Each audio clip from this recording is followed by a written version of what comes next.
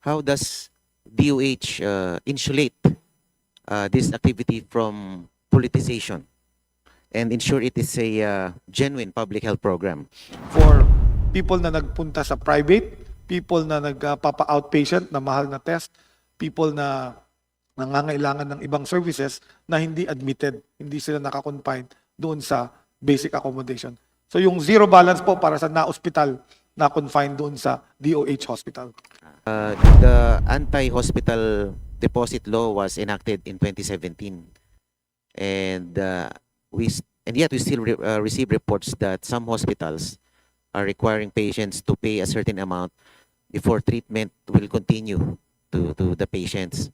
What is the oversight function of DOH and PhilHealth to ensure that this law is enforced? Because Congress can hold you accountable if where in the DOH 2026 NEP can we find the budget support for Lab for All? Is it mainstream under health facilities operations, or is it reliant on special allocations outside of NEP? How will DOH sustain this program once one-off funds or political sponsorships are gone?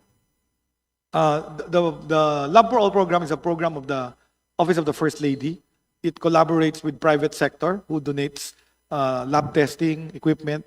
We also contribute, since the private sector is contributing. We ask depending on the place that we go to, we ask the regional office and the medical center to provide doctors and medicines and laboratory tests to patients that are seen.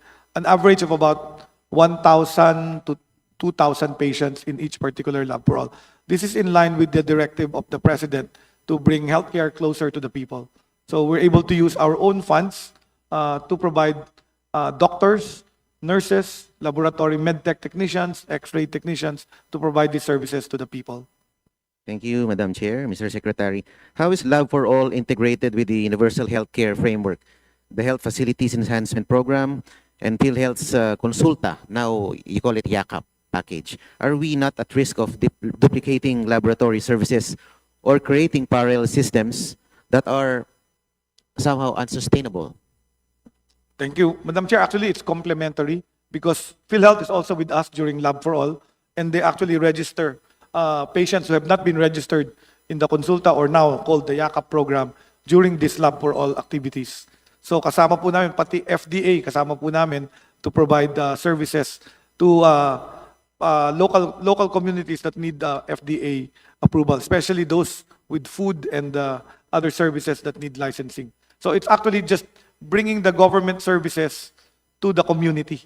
Instead of we waiting in the offices for these people to come to our offices, dinadala po natin yung services. Kasama po rin namin ng ibang ahensya, Department of Agriculture, ang Department of Justice, ang DSWD, ang DOLE, ang TESDA, ang PAO, Public Attorney's Office, may free attorney services din po available sa mga mamamayan.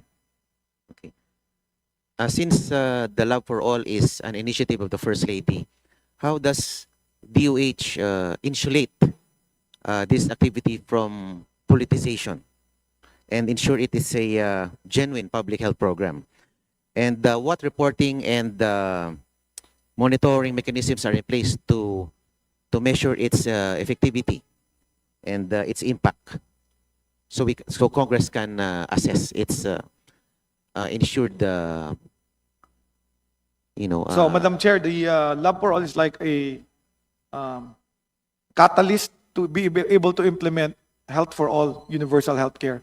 So if we wait only in the hospitals, some of the people are unable to go there. But during the Lab for All, we're able to see senior citizens, people with disabilities, and other people, because it is like a fair wherein other services of government are also available. So people really come, and we're able to provide ease in actually getting government services for our people. Thank you, Madam Chair. My next question is about the zero balance billing policy. It was mentioned by the President. Right now, we're still receiving requests. The congressional offices are receiving requests for medical assistance. I don't know how do we harmonize the zero balance billing program as regards to the MAIP. Ano po ang mga saklaw na serbisyo na covered po ng Zero Balance Billing Program at ano naman po ang pwedeng sagutin ng MAI program? So ang zero balance billing, Madam Chair, ay ginagamit sa na-admit sa DOH hospital sa tinatawag na basic accommodation. So kung na-confine ng isang Pilipino sa DOH hospital, 83 of them, at sila ay pumasok sa basic accommodation o shared accommodation, zero ang bill nila. Pag sila ay nagpa-admit sa private room, disqualified na po sila sa zero balance billing. Pag sila ay nasa outpatient, disqualified din po sila sa zero balance billing. So yung MAI program may gamit pa rin po sapagkat kailangan pa rin natin yung medical assistance for people na nagpunta sa private, people na nagpapa-outpatient na mahal na test, people na nangangailangan ng ibang services na hindi admitted, hindi sila nakakonfine doon sa basic accommodation. So yung zero balance po para sa na-hospital na confined doon sa DOH hospital. Thank you for that very clear answer po, Mr. Secretary, Madam Chair. Last question na lang po. The anti-hospital deposit law was enacted in 2017, and yet we still receive reports that some hospitals are requiring patients to pay a certain amount before treatment will continue to the patients. What is the oversight function of DOH and PhilHealth to ensure that this law is enforced, because Congress can hold you accountable if this problem persists despite the enactment of a law? Madam Chair, ang DOH po ang nag-implement ng itong batas ng no deposit law. So kung merong pasyente na pinipilit mag-deposit, pwede po silang magreklamo sa nearest Department of Health Office. At yung aming licensing bureau, yung nagbibigay ng lisensya, ang nagpapataw ng penalty kung nakitang lumabag sila doon sa anti-deposit law. So, siguro ang masasabi ko lang, hindi sinama doon sa law yung mga nagpa-admit sa single room. So, yun lang mga nasa ward ang bawal maglagay ng deposit. Pero yung mga single room, inaalaw ng IRR na kumuha ng deposit yung ibang ospital. Thank you. Thank you very much, Madam Chair. I have no other questions. Mr. Speaker, Mr. Chairman, we see here the data for our distribution of DOH budget. And I'd like to read. This is from our Central Planning and Development Planning research of our house. Can we have a little silence over there? Madam Chair, I am disturbed by the conversations over there. I would like to remind distinguished guests or resource persons on the right side, can you please tone down your... Thank you, Madam Chair. So this is the findings. These are the findings of health.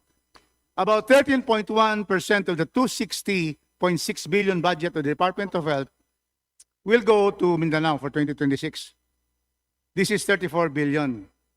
Madam Chair, the health budget for Mindanao is only 13.1%. So therefore, while we in Cagayan de Oro, we thank you, but being from Mindanao, we would like to request the Secretary to look into the figures, because for our health allocation from our entire pie, we see that Mindanao, with a population of 26 million Mindanaonons, having a per capita of 22.3% of the population of the Philippines, under this particular report of our office in the House, Mindanao gets only 13.1%. And so, is there a possibility that our dear Secretary will move some of the central office funds and then the nationwide funds? The nationwide funds is 28.6%. And then the central office is 9.9%. A total of 38% are lodged in the head office. Now, we would like to have our regional offices, like the office of Director Legaspi, be able to be given more. Can we get some assurance for the Secretary to study? Because we cannot commit something which have not yet been studied. So these are the figures. 13.1 while NCR gets 19.1, rest of Luzon 19.7, Mindanao 13.1. Thank you, Madam Chair. That is correct, and thank you for pointing this out. 13% is a low number. What we can do is compensate with national programs and buhos namin dyan like health promotion budget, which is 2.5. We can make sure that it is allocated to Mindanao, other programs that can easily be shifted by the executive, by us, by the agency. And then we'll look into, actually, malaki na po ang program sa Mindanao. Since I was undersecretary, naalala nyo, hindi nakaka-heart operation dyan. Today, 4 na po ang ospital na gumagawa ng heart operation dyan. Davao, na Cagayan de Oro, Amay Pakpak, at yung Cotabato. So we are there, nagtuloy-tuloy lang, matagal lang, but thank you for that information. I will divide some of the money from the national programs. Pwede kong dalhin doon yung the other programs for TB detection, for HIV, pwede naman nating ilipat yan kaagad para yung 13% umakyat-akyat naman to 20 or 25%. Thank you very much, Madam Chair. You see, Madam Chair, we have a very understanding secretary. And that is why we are very thankful to the dear secretary. You have seen the issue, the problems in Mindanao. And so if we can be able to do what that is, and that will help us, all of us. And so therefore, Madam Chair, I am just really here to thank the secretary. The fact that it's small does not detract from my admiration to you and my full support. There are some detractors going around. I see a concerted effort. And I don't know, they talk about something which is not happening. And so let me assure you that Rufus Rodriguez and the people of Cagayan de Oro support Secretary Herbosa, and you are doing a fine job. Continue to do this fine job for our country and for Mindanao. Thank you very much. Thank you very